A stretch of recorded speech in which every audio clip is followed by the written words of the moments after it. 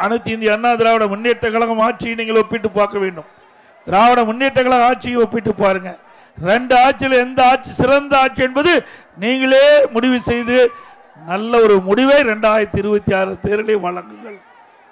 அனைத்து இந்திய அண்ணா திராவிட முன்னேற்ற கழகம் ஆட்சி இருக்கின்ற பொழுது மக்கள் ஆட்சி நடைபெற்றுக் கொண்டிருந்தது. அதிமுக ஆட்சி மக்கள் ஆட்சி, திமுக ஆட்சி குடும்ப ஆட்சி நடந்து கொண்டிருக்கின்றது.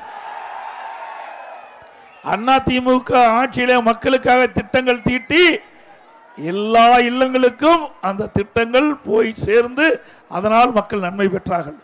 இன்றைக்கு திராவிட முன்னேற்ற கழக ஆட்சியில குடும்பத்திற்காக திட்டங்களை போட்டு இன்றைக்கு கோடி கோடியாக அந்த குடும்பம் கொள்ளையடிக்கிற காட்சியை தான் நாம் பார்க்கிறோம்.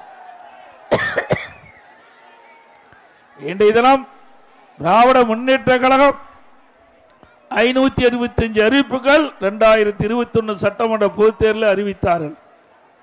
இதுவரை ஒரு 10% அறிவிப்புகளோடு நிறைவேற்றப்படவில்லை. ஆனால் இன்றைய முதலமைச்சர் திராவிட முன்னேற்ற கழக தலைவர் திரு ஸ்டாலின் அவர்கள் 98% அறிவிப்பை நிறைவேற்றப்பட்டதாக ஒரு பச்சை பொய்யை முழு பூசணிக்காயை சோற்றில் மறைத்துக் கொண்டிருக்கின்றார். உண்மைதானே? அவர் கொடுத்த வாக்குறுதி நிறைவேற்றிருக்கிறதா? உதாரணத்துக்கு இது கிராமம் நிறைந்த பகுதி.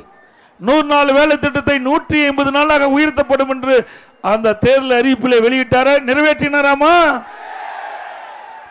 அப்படின்னா பொய் தானே வாக்குறுதியில் சொல்லியிருக்கிறாங்க, பொய்யான வாக்குறுதி தானே. இப்படி ஏழை எளிய சாதாரண மக்கள் 100 நாள் வேலை திட்டத்தில் பணிபுரிகின்ற அந்த மக்களை ஏமாற்றி வாக்குகளை பெற்றுவிட்டு ஆட்சிக்கு வந்த பிறகு இன்றைய தினம் அந்த மக்களை ஏமாற்றிய கட்சி திமுக கட்சி. அதே போல மாதந்தோறும் 100 ரூபாய் சிலிண்டருக்கு மானியம் கொடுக்கிறாங்களாமா? அது ஏமாற்று வேலை தானே. அதே போல ரேஷன் கடையில் 1 கிலோ சர்க்கரை கூடுதலா போடுறாங்களா? பெட்ரோல் டீசல் விலை குறைக்கிறாங்களா? குறைச்சாங்களா? நம்முடைய இளைஞர்கள் கல்வி கற்பதற்காக வங்கியில வாங்கிய கடன் ரத்து பண்ணிருக்காங்களா? நீட் தேர்வு ரத்தா இருக்குதா? நீட் தேர்வுக்கு ரகசியம் இருக்குன்னாங்க, ரகசியத்தை சொல்லிட்டாங்களா? அப்படின்னா எதுவுமே இல்லையில, பொய் சொல்லி தானே ஆட்சிக்கு வந்திருக்கிறாங்க. 2026 தேர்தலில் பொய் சொன்ன கட்சிக்கு தகுந்த பதிலடி கொடுங்க. அதோட இன்றைக்கு தமிழகம் முழுவதும் போதைப் பொருள் நிறைந்த மாநிலமாக ஆகிவிட்டது. இன்றைக்கு இளைஞர்கள், மாணவர்கள், பொதுமக்கள் இந்த கஞ்சா மற்றும் போதைப் பொருளுக்கு அடிமையாகி இன்றைக்கு அவர்கள் சீரழிவது மட்டுமல்ல, அவருடைய குடும்பம் இன்றைக்கு நடு தெருவுக்கு வருகின்ற சூழ்நிலையை உருவாக்கி தந்த அரசாங்கம் திமுக அரசாங்கம். எவ்வளவு பெரிய மோசடி! இன்றைக்கு நாட்டை ஆளக்கூடிய இளைஞர்கள், இளஞ்சிங்கங்கள், அந்த குடும்பத்தை காப்பாற்றக்கூடிய இளைஞர்கள், மாணவர்கள் இந்த போதைக்கு அடிமையாகி சீரழிக்கக்கூடிய காட்சி இந்த ஆட்சியில் தான் பார்க்கப்படுகிறது. ஆக இதெல்லாம் முற்றுப்புள்ளி வைக்க வேண்டும் என்று சொன்னால் இன்றைக்கு தமிழகத்தில் போதைப் பொருளாத மாநிலமாக மீண்டும் அது தொடர வேண்டும் என்றால் 2026 சட்டமன்ற தேர்தலில் அனைத்து இந்திய அண்ணா திராவிட முன்னேற்ற கழக கூட்டணி வெற்றி பெற வேண்டும். எல்லா துறையிலும் ஊழல் இல்லாத துறையே கிடையாது. எந்த ஒரு பிரச்சனைக்கு சென்றாலும் அந்த பிரச்சனைக்கு அந்த துறையை சேர்ந்த அதிகாரிகளை கவனிச்சாதான் அந்த பிரச்சனை தீரும்.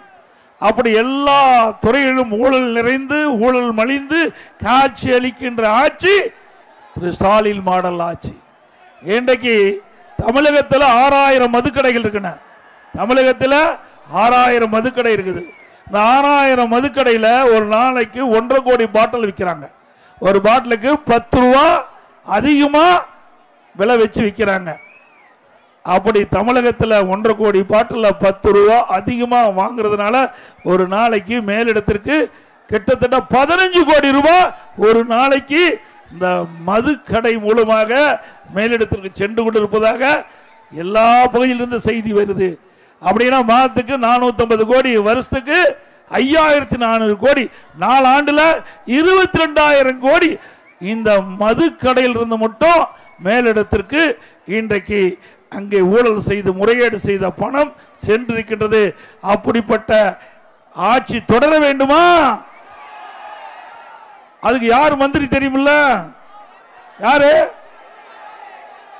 10 ரூபா பாலாஜி. 10 ரூபா அவருக்கு பெயர் சூட்டியாச்சு. ஒரு அடைமொழி 10 ரூபா பாலாஜி. 10 ரூபாய் யார் நாம வரும்?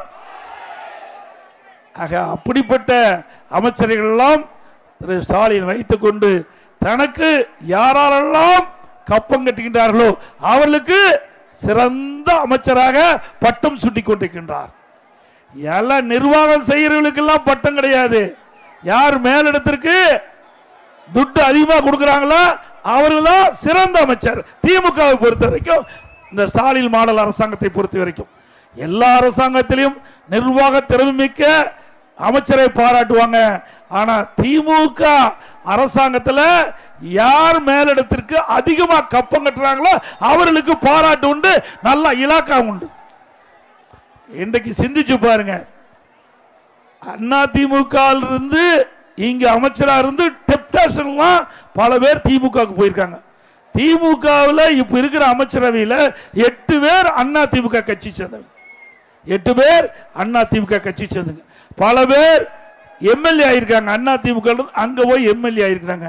ஆக இவரெல்லாம் எதற்கு ஆக்குறார்கள் என்று சொன்னால், இவர்கள் சரியான முறையிலே மாமூல் வாங்கி மேலிடத்திற்கு கொடுப்பாங்க. ஆனா திமுகவில் இரவு பகல் வாராமல் உழைத்து பல்வேறு போராட்டங்களில் கலந்து கொண்டு சிறை சென்றவர்கள் எல்லாம் ஓரங்கட்டுப்பட்டு விட்டார்கள். அப்படி திமுக கட்சி நிலைமை அங்கே மேலிடத்தில் எந்த அளவுக்கு கவனிக்கிறாங்களோ அந்த அளவுக்கு அங்க அதிகாரம் கிடைக்கும். அந்த அமைச்சருக்கு அங்கே அமைச்சர் பொறுப்பு கிடைக்கும். ஆனா அண்ணா திமுக அப்படி இல்லை. யார் சிறந்த நிர்வாகம் படுகின்றார்களோ அவர்களுக்கு நல்ல இலாக்கா கிடைக்கும். அவர்கள் நாட்டுக்கு சேவை செய்கின்றவர்களாக இருப்பார்கள். இன்னைக்கு அனைத்து இந்திய அண்ணா திராவிட முன்னேற்ற கழக ஆட்சியிலே கொண்டு வரப்பட்ட திட்டங்களை சரியான முறையில் கண்காணித்து மக்களுக்கு கொண்டு போய் சேர்ப்பார்கள். அதனாலதான் அனைத்து இந்திய அண்ணா திராவிட முன்னேற்ற கழக ஆட்சியில பல்வேறு துறைகளில் தேசிய அளவில் விருதுகளை பெற்றுக்கின்றோம். சிறந்த அரசாங்கம் என்று சான்றுகளை பெற்றிருக்கின்றோம்.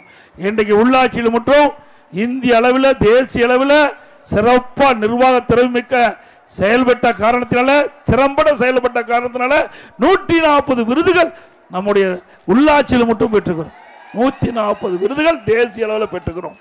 போக்குவரத்து துறையில சிறந்த நிர்வாகத்தின் காரணமாக விருதுகளை பெற்றுக்கிறோம். மின்சாரத்துறை சரியான முறை நிர்வாகம், அதற்கு தேசிய அளவில் விருதுகளை பெற்றிருக்கிறோம். கூட்டுறவுத்துறையில் விருது, சமூகத்துறையில் விருது, உயர்கல்வி துறை விருது, இப்படி பல துறைகளிலே மிக சிறப்பாக செயல்பட்டு விருதுகளை பெற்ற அரசாங்கம் அண்ணா திமுக அரசாங்கம். இன்றைக்கு தமிழகத்தில் பல மருத்துவமனையில் மருத்துவர்கள் இல்ல, செவிலியர்கள் இல்ல, மருத்துவ உதவியாளர்கள் இல்ல, பொதுமக்களுக்கு முறையா சிகிச்சை அளிக்க முடியாத அவலங்களை இந்த ஆட்சியிலே பார்க்கப்படுகிறது. இதே அனைத்து இந்திய அண்ணா திராவிட முன்னேற்ற கழக ஆட்சியிலே ஏழை எளிய ஒடுக்கப்பட்ட நசுக்கப்பட்ட மக்களுக்கு இன்றைக்கு தமிழ்நாடு முழுவதும் 15 லட்சம் மருத்துவ முகாம்களை நடத்தி ஆங்காங்கே அந்த மக்களை பரிசோதனை செய்து அவள் உடலில் ஏதாவது நோய் ஏற்பட்டால் உடனுக்குடன் தக்க சிகிச்சை அளித்து உதவி செய்த அரசாங்கம் அண்ணா திமுக அரசாங்கம். இன்றைக்கு கிராமம் வரை, கிராமத்திலிருந்து நகர வரை 416 நடமாடு மருத்துவக்குழுவை அமைத்து மக்களுக்கு சிகிச்சை அளித்த அரசாங்கம் அண்ணா திமுக அரசாங்கம்.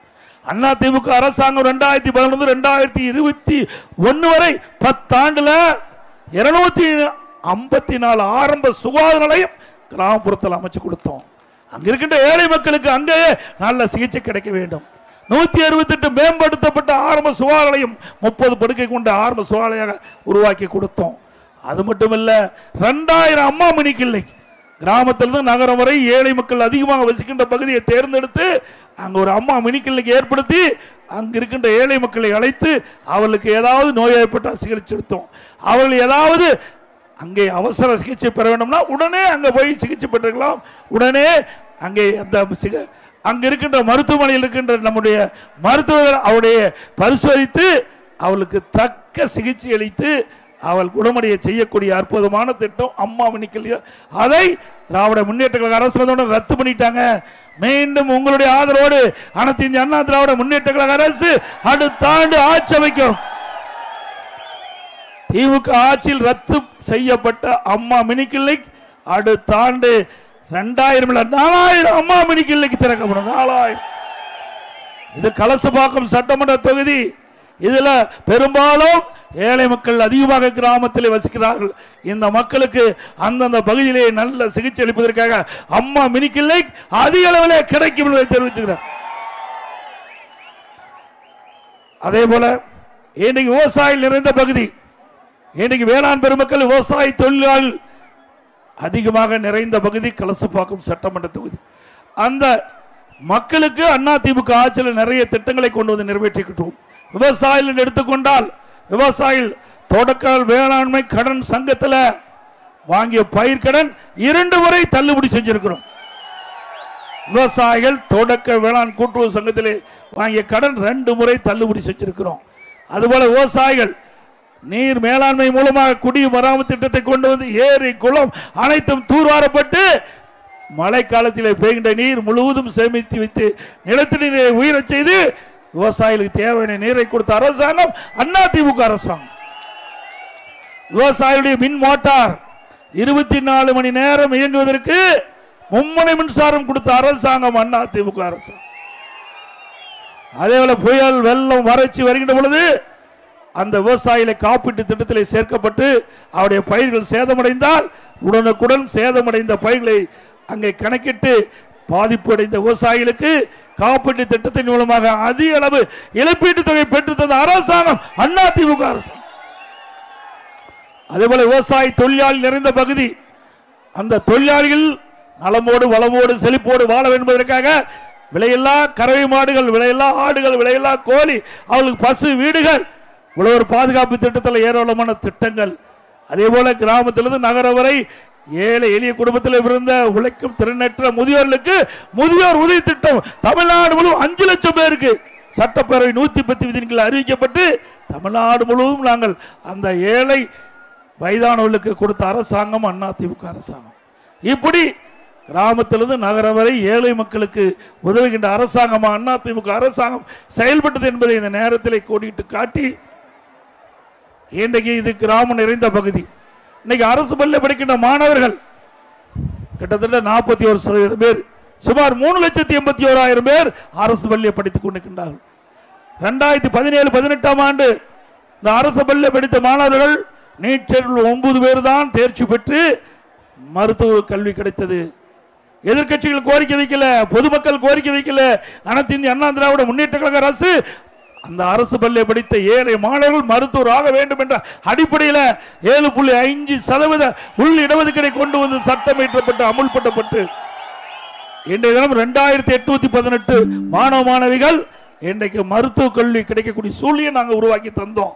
நான் மருத்துவ கல்வி படிக்கின்ற மாணவர்களுக்கு அனைத்து மருத்துவ கல்வி கட்டணம் அரசாங்கமே செலுத்தும் என்று அறிவிப்பை கொடுத்து ₹1 செலவு இல்லாம இன்றைக்கு நம்முடைய மாணவ மாணவிகள் அரசு பள்ளி படித்தவர்கள் இந்த திட்டத்தின் வாயிலாக மருத்துவ கல்வியை கொடுத்திருக்கிறோம். இன்றைக்கு கூட ஒரு மாணவி வந்து என்னிடத்தில் ஆசி வாங்கிட்டு போனாங்க. இன்றைக்கு சனிக்கிழமை நினைக்கிறேன், சனிக்கிழமை தானே, சனிக்கிழமை இந்த மாவட்டத்தில் 9 பேர் இந்த மாவட்டத்தை சேர்ந்தவர்கள் இந்த 7.5% இடஒதுக்கீட்டில் தேர்வாகி கலசபாக்கம் சட்டமன்ற தொகுதியில் மட்டும் 9 பேர் கலசபாக்கம் சட்டமன்றத்தில் அரசு பள்ளி படித்த மாணவ மாணவிகள் 9 பேர் 7.5% உள்ளீடு ஒதுக்கீட்டிலே தேர்வாகி இன்றைக்கு மருத்துவ கல்வி கிடைச்சிருக்குது. அவருடைய கனவெல்லாம் மருத்துவராக வேண்டும். ஆனால் இந்த திட்டம் வந்த காரணத்தினால தானே இந்த ஏழைகளுக்கு இந்த ஒரு வாய்ப்பு கிடைச்சிருக்குது. இதுதான் அனைத்து இந்திய அண்ணா திராவிட முன்னேற்ற கழகம். பொன்மனச்செம்மல் புரட்சி தலைவர் எம்ஜிஆர் ஏழைகளை வாழ வைப்பதற்காக பிறந்து மறைந்தார். இதே புரட்சி தலைவர் அம்மா அவர்கள் ஏழைகளுக்கு ஏராளமான திட்டங்களை கொண்டு வந்து வாழ்நாள் முழுவதும் ஏழைகளுக்கு உழைத்து மறைந்தார்கள். இருவரும் தலைவர்கள் மக்களுக்காக வாழ்ந்த தலைவர்கள்.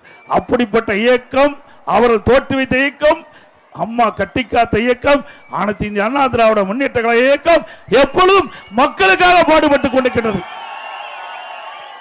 ஆட்சியில இருந்தாலும் இல்லாவிட்டாலும் அனைத்து இந்திய அண்ணா திராவிட முன்னேற்ற கழகம் மக்களுக்கு பிரச்சனை என்று வருகின்ற பொழுது அதற்கு முதல் குரல் கொடுக்கின்ற கட்சி அதிமுக கட்சி.